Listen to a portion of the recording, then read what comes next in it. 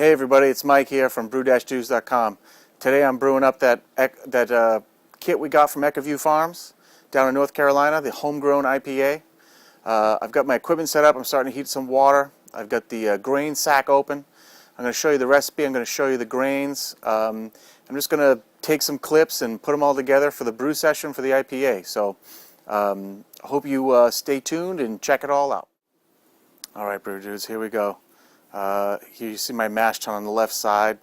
I'm starting to heat some water right now. We're in the garage. This kit's got 24 pounds of grain in it for a 10-gallon batch. So I've got 9 gallons of water in there. You can see my false bottom all set up. Got the little thermometer floating in there. So starting to heat that water up to strike temperature.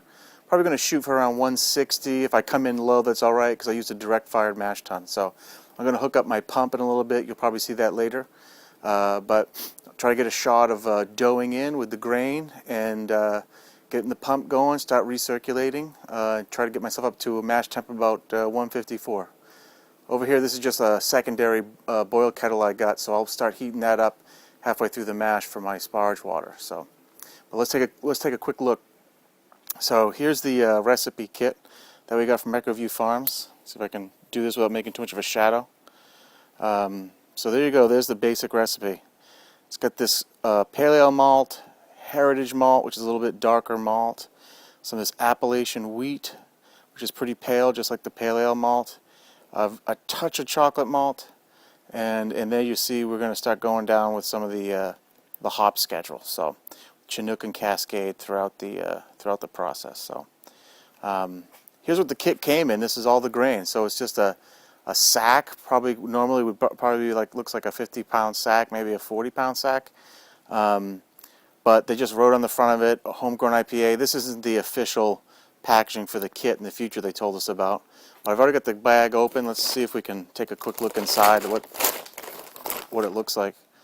I'm a little bit concerned about the crush. It doesn't quite look as broken up as I'd like it to be if I was crushing it myself, but the more I keep running my hands through it, it seems to be falling apart. So maybe it's just cracked and it hasn't all broken up yet. So I don't really have time to try to re-crush it myself, and so we're just going to go with it. The original gravity is supposed to be about 1058, so I think we got some points to spare. Worst case scenario is I'll hit it with some DME at the end of the mash if I think I'm short on points. But we'll cross that bridge when we get there. So I'm going to keep heating water up, and then we'll dough in.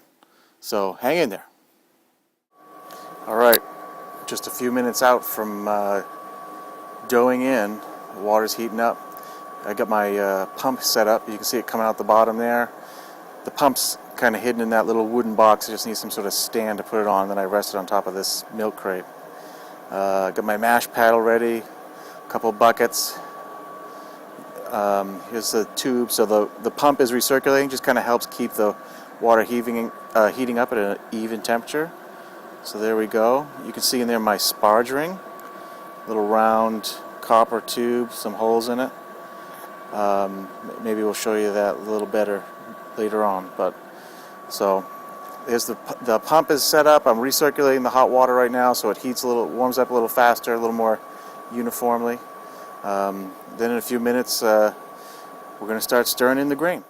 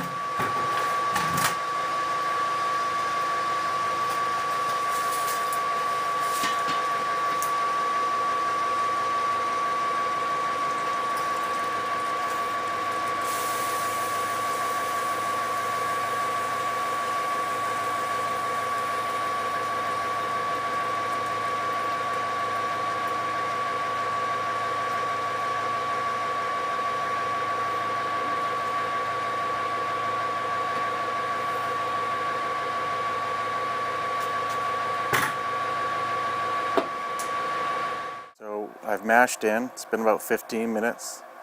My temp is leveled out at about 149, 150. I've got the heat on, trying to bring it up a little bit.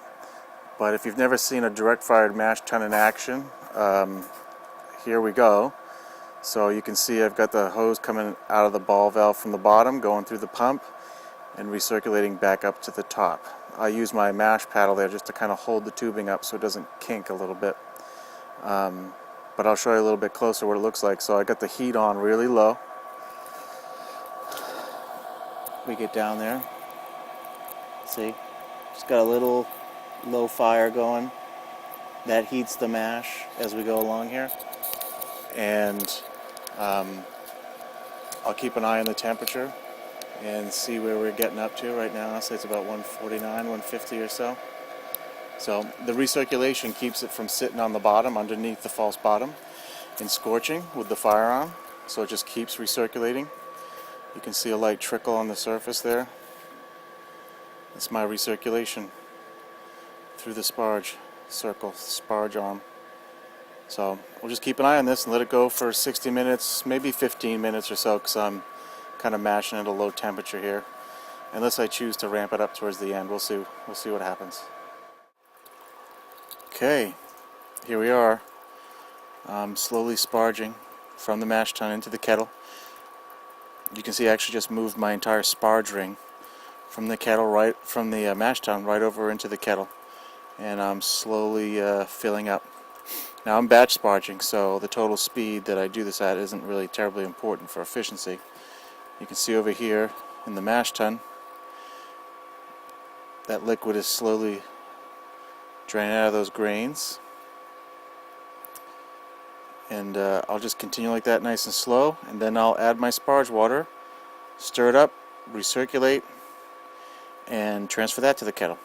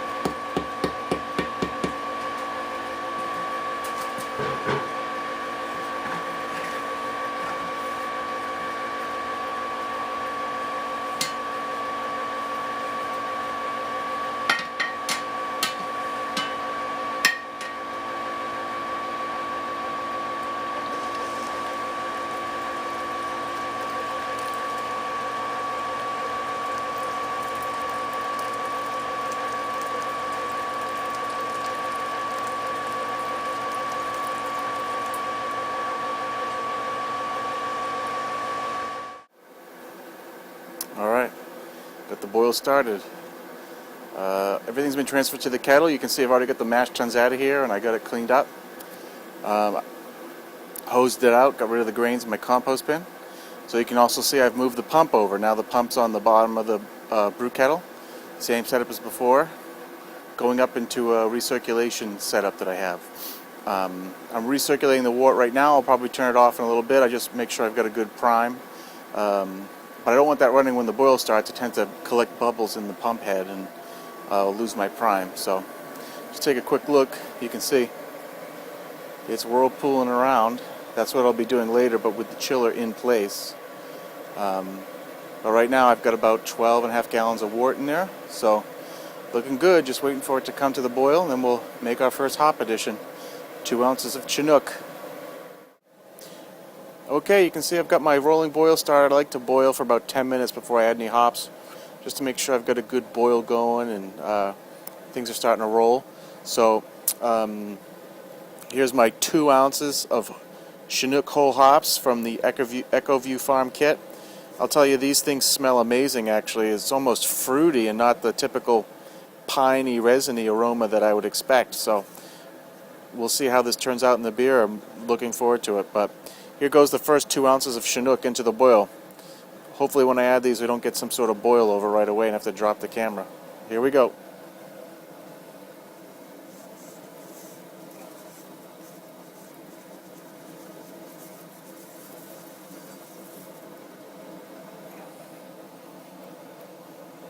Ah, it's nice. Nothing like whole hops in your boil.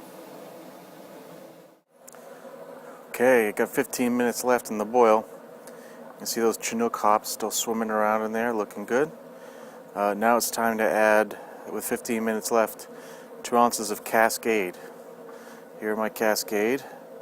I think they're a little bit darker than the Chinook were. They smell pretty good. They smell a little bit dank, and they feel wet, not as dry and crisp as the Chinook, so that's got a little bit of concern, their darkness, whatever. I can't decide if they smell cheesy or something. They don't smell bad to me, but they don't smell as cascadey as I would expect. But I'm going to roll with this, and we're going to see what we get. So in they go.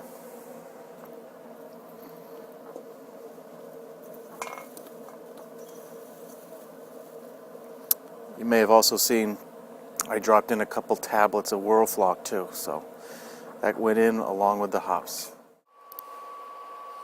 Alright, heat is off, the chiller is running, the pump is going to recirculate. There's 8 ounces of whole hops in here. I can't even get a whirlpool going, but I assure you that the pump is pumping and that wort is trying to move around underneath there. So so that's the end of that. Maybe I'll get one more shot of the wort in the fermenters or transfer to the fermenters. We'll give it a try. But for right now, we're focused on chilling. I've got my thermometer in there. You can see it just sticking up in all those hops. So, pretty good brew session so far. Smells great. Alright, I've been chilling for about 10 minutes and I'm down to about 100 degrees. So it's going pretty well. Just want to show you what the recirculation looks like. You can barely see the wort moving, but it's because there's just so many hops, so much hops in there. I don't think I've ever had 8 ounces of whole hops in the kettle before. But I'm going to pull out my recirculation arm here, you can see. So it is running. It's running pretty good. It's just a little J-shaped piece of tubing that keep under the wort, keep it right next to the wort chiller so it flows right by the cold coils. You can see the rest of it there. I just soldered a U on there so that it can hang on the side of the kettle. It's pretty convenient.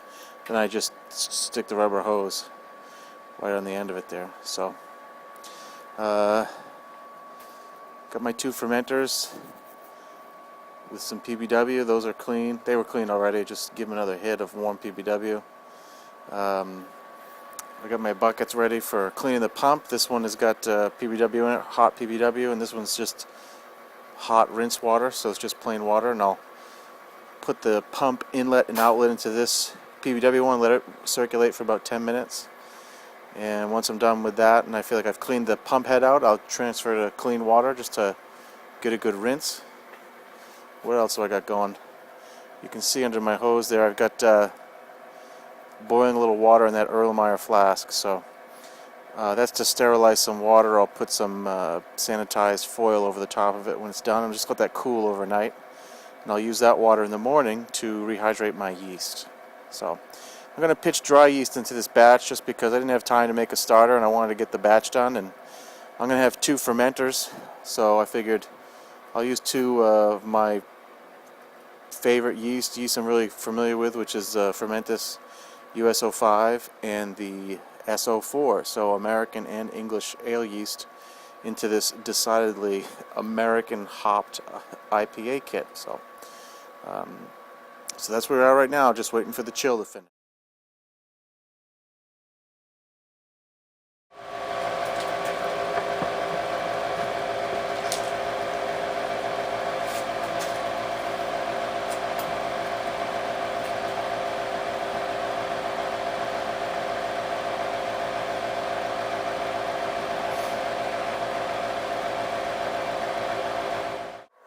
Okay, that's it. All done. Just want to take one quick look, show you all this hoppy sludge in the bottom of my boil kettle. Look at that. Pretty good amount of volume left in there, but I got about 9.5 gallons out, so into 2 fermenters, so that's what I wanted. Quick look at the pump. Here's the pump, just recirculating in a bucket of PBW. See, it's picked up a little color there, so flushing out the head, and my boil water is capped off with the aluminum foil. It'll cool off overnight, and I'll pitch yeast tomorrow. And one last shot to close it out. Well,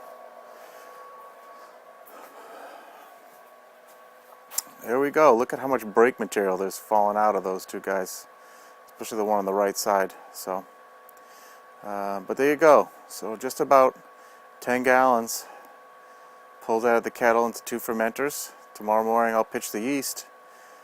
So in a couple of weeks we'll be done fermenting. Another week to force carbonate in kegs and clear up, and we'll be doing a tasting. So stay tuned for the tasting review of the homegrown IPA from Echoview Farms and the Riverbend Malt House in North Carolina.